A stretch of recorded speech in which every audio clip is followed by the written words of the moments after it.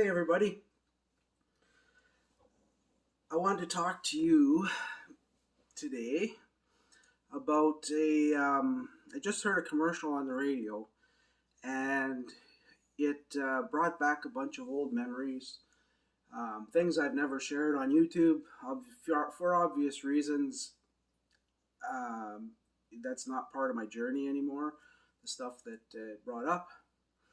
But I thought that I would share that with you so you can see that I'm not just an old guy that's trying to quit drinking it later in life, that I have a history.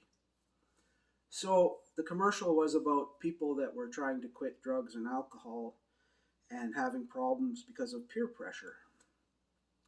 So let me tell you a little story about myself. I grew up in Eastern Canada, and as a teenager in the late 70s, I was exposed to a lot of drugs like marijuana and hash, acid, mushrooms, um, THC, and alcohol. And we lived in a middle class. My mother raised my sister and I, and we lived in a. My mother lived in a low income housing, like a row house, and but it was in a neighborhood like a middle class neighborhood with single family homes. So I met a lot of those kids in those homes, and a lot of them were Italian and different nationalities. And the Italians, they made their own wine. They grew grapes there. And my life at that time, I remember a time when I was about 16, and I thought that I was going to end up dying by the time I was 30 because of my activities or other people's activities around me. Now, I had a lot of fun back then, and it wasn't all gloom and doom, and it was a lot of fun as a teenager, partying, having fun. I had so many friends. The neighborhood I grew up in had hundreds of kids, all different ages.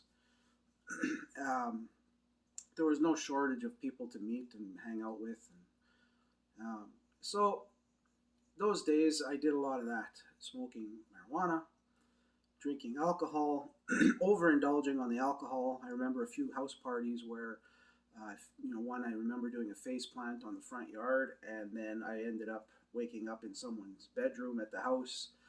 They brought, instead of calling the ambulance, they put me there. Um, I saw bad accidents, people driving under the influence and motorcycles and cars, and it just was not a healthy uh, scene. So I made the choice. I was smart enough to realize that this was not the way to be if you wanted to get anywhere in life, and I felt stuck. I felt like I had nowhere to go, and I was just going to end up dying before I hit 30. And that was a real feeling, and even now thinking back about that, it makes me sad. Um, so I knew I needed to do something. Now, other people, they grew up and they moved on with their lives. They got out of the area and, did things like that. But there were some, I still have friends, a couple of friends from back then that are still up to the same thing.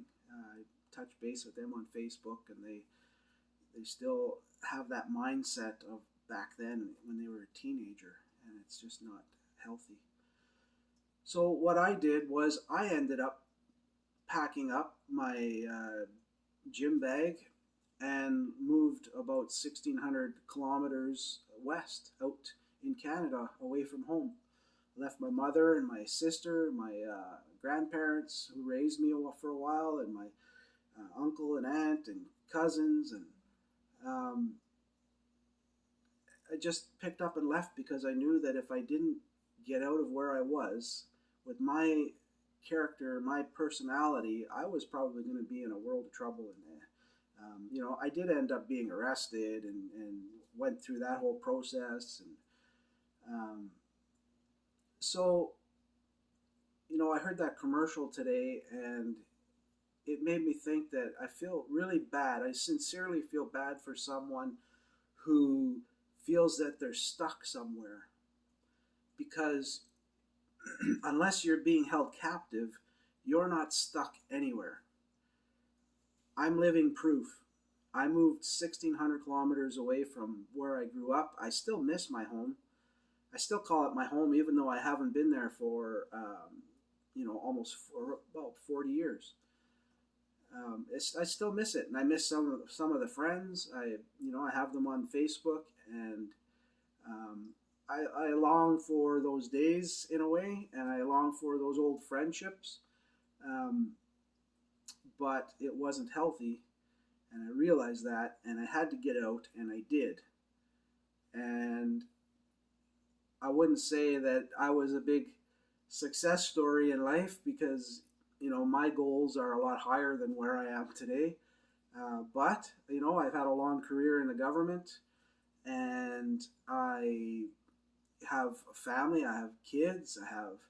Um, I have friends. I'm happy. I have a nice home, and I really want you to know, if you're someone who's struggling because of peer pressure and you want to quit drinking, maybe the easiest way for you to quit drinking is to get out of Dodge. Move. They say that you should change friends if the ones that you have aren't healthy for you. But sometimes I understand that's not easy. If you live in an apartment building and half your friends live in the same apartment building, what are you going to do? You're going to end up having enemies, and you don't want that. My suggestion is consider moving, and not just across town. Think of somewhere else. If you're in the States and you live in North Dakota or New York State, and move south or move to the West Coast, or if you're in Washington State, move south or to the East Coast or Florida, go somewhere, just move, get away. Or if you're in Croatia, move to the next country, you know, do that for yourself. If you're really serious and you really want to quit drinking or drugs or whatever you're having troubles with, I recommend moving. Pick up, go. The worst thing that can happen, you go somewhere, you'll try and set up shop, and maybe it doesn't work, and you end up having to go somewhere else. I guarantee, though, if you go somewhere and you give it enough time, give it a couple of years, you're going to end up meeting people, you're going to end up finding work, things are just going to work out for you. You're going to make friends. It can be a new you. Think about the person you want to be, and that's the person who picks up and goes. And when you get to the new place, you're that person. You don't drink, you don't do the drugs, you don't do all those things. You're happy, you're hardworking, you're successful, you're content, you appreciate life. Be that person. Do yourself a favor. If you feel like peer pressure is the problem, do me a favor. Help yourself by moving.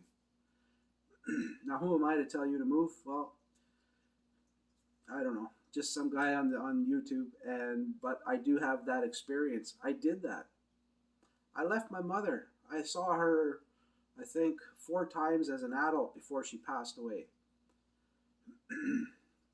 Breaks my heart, but I have my sister. I have seen her about the same amount of times. The last 40 years. It's sad, but I have my own life. I love my wife. I have another family, and it'll be okay. And maybe you'll go to a state or a province or a country where you know someone else, or you have cousins or somewhere. Think about it. Just put that in your mind. Let me plant that seed, and you start growing that idea and see what you can come up with. And I'd love to hear about it. If I was any help, if I've made the bell go ding or the light go on for you, I really love to know, because I really feel that a lot of times when people feel peer pressure to drink or smoke drugs or whatever they're doing, it's hard to get out of that, especially when you're younger. I understand that. So that's all I have to say, and I really hope that this made sense to you.